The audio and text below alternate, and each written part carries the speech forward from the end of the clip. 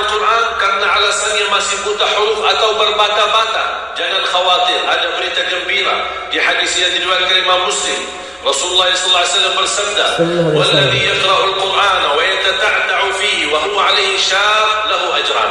Barang siapa yang membaca Al-Quran dan dia mendapatkan kesusahan sambil berbata-bata dalam bacaannya, apa dapatnya? Apakah dosa karena berbata-bata? Kesulitan dalam membaca, apakah itu dosa? Kata Rasulullah SAW, tidak, itu dua pahala. Bismillahirrahmanirrahim. Assalamualaikum warahmatullahi wabarakatuh. Alhamdulillahirrahmanirrahim. Allahumma salli ala Sayyidina Muhammad wa ala ali Sayyidina Muhammad. Sahabat yang beriman yang sama dirahmati oleh Allah Subhanahu wa taala, pada kesempatan yang sangat mulia ini mari sama-sama kita simak, kita dengarkan tausiah dari guru kita almarhum Syekh Ali Jabir tentang kedahsyatan kita mempelajari Al-Quran. Untuk lebih jelasnya, mari sama-sama kita simak tayangan berikut. Quran itu luar biasa.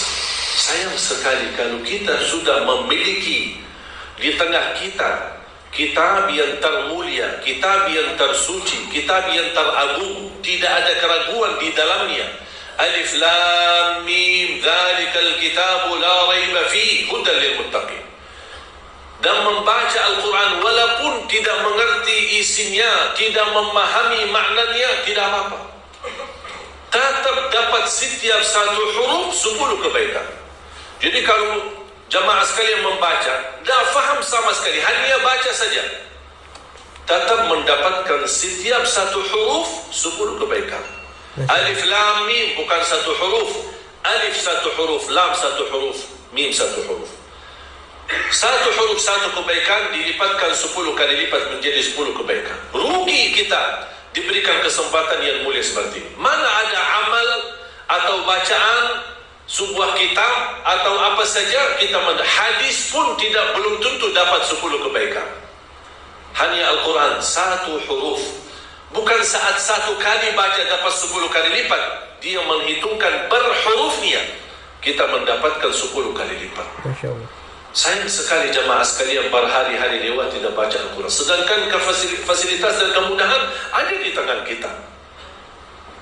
Tak bisa baca Al-Quran karena alasannya masih buta huruf atau berbata-bata, jangan khawatir, ada berita gembira. Di hadis yang diriwayatkan Imam Muslim, Rasulullah SAW bersabda, "Walladhi yaqra'ul Qur'ana wa yatata'ta'u fihi wa huwa 'alaihi syaq lahu ajran." Barang siapa yang membaca Al-Quran dan dia mendapatkan kesusahan sambil berbata-bata dalam bacaannya, apa dapatnya? Apakah dosa karena berbata-bata? Kesulitan dalam membaca, apakah itu dosa? Kata Rasulullah SAW, tidak, itu dua pahala. Falahu ajran. Satu pahala karena dia mau membaca, satu lagi karena kesusahan dan kesulitan yang dia hadapi saat membaca. Mohon maaf, tidak bisa baca sama sekali, alhamdulillah masih bisa simak, dengar. Sambil naik motor, sambil kita menjalani tugas di kantor, atau kita kemana saja pergi, alhamdulillah sekarang fasilitas mudah. Dengan HP kita bisa kita dengar murattal, sampai kita khatam 30 juz, walaupun tidak mengerti isinya, mendapatkan keberkahan. Satu ayat kalau kita jaga setiap habis salat fardu dan ketika mau tidur, sebagaimana bersabda Rasulullah SAW, "Man qara'a ayat al-kursi dubura kulli salatin laysa bainahu wa bainal jannati illa yamut." Barang siapa yang membaca ayat kursi setiap habis salat fardu, dijamin menjadi ahli surga. Coba satu ayat saja menjaminkan kita masuk surga. Kira-kira gimana 30 juz Al-Quran?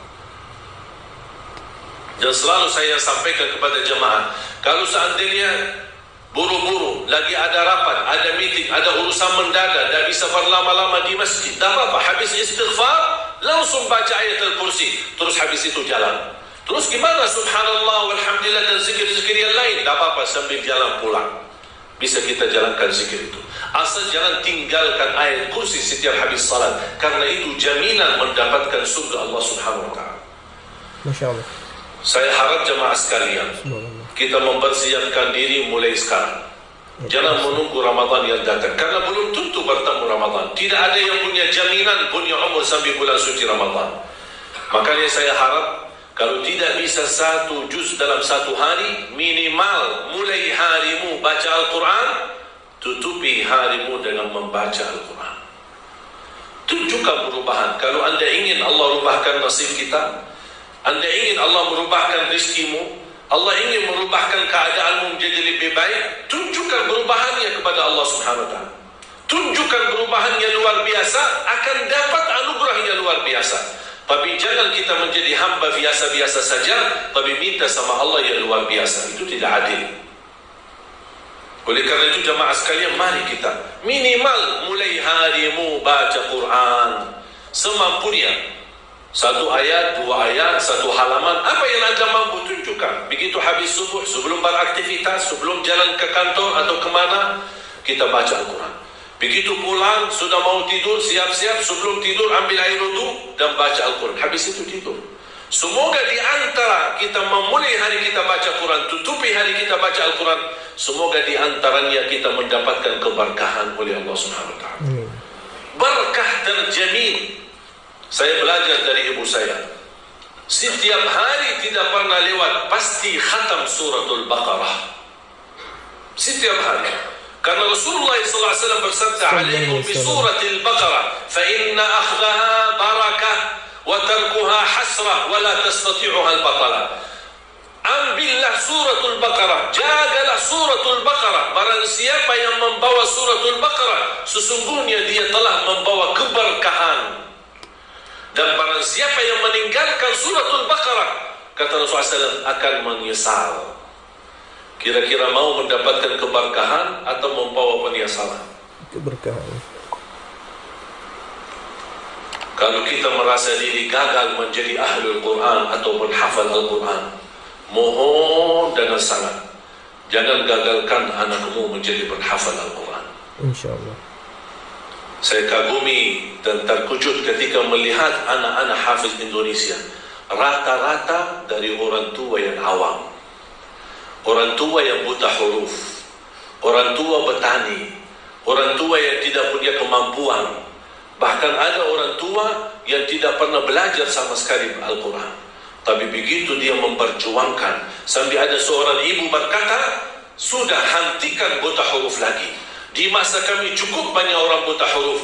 Kami tidak mau di generasi-generasi anak-anak kami masih ada yang buta huruf. Kalau anda gagal menjadi penghafal Al-Quran, mohon jangan gagalkan anakmu. Kalau itu pun anakmu tidak berhasil menjadi penghafal Al-Quran, jangan gagalkan hartamu untuk mendukung dan membantu program Al-Quran dimanapun. Supaya apa? Datang di hari kiamat kita berkata, ya Allah, mohon maaf, saya tidak bisa menghafal Al-Quran. Anakku pun tidak mampu menghafal Al-Quran. Ya Allah, jadikan hartaku. Alhamdulillahirrabbilalamin. Sahabat yang beriman, itulah tadi ilmu yang disampaikan oleh guru kita. Mudah-mudahan bermanfaat, mudah-mudahan kita dapat istiqomah untuk membaca Al-Quran setiap harinya. Walaupun belum bisa membaca, tetapi kita harus belajar untuk membaca Al-Quran, karena kedahsyatan Al-Quran sangat luar biasa, baik di dunia maupun di akhirat kelak. Mungkin itu saja yang bisa saya sampaikan. Mudah-mudahan kita istiqomah selalu dalam kebaikan. Saya akhiri. Wassalamualaikum warahmatullahi wabarakatuh.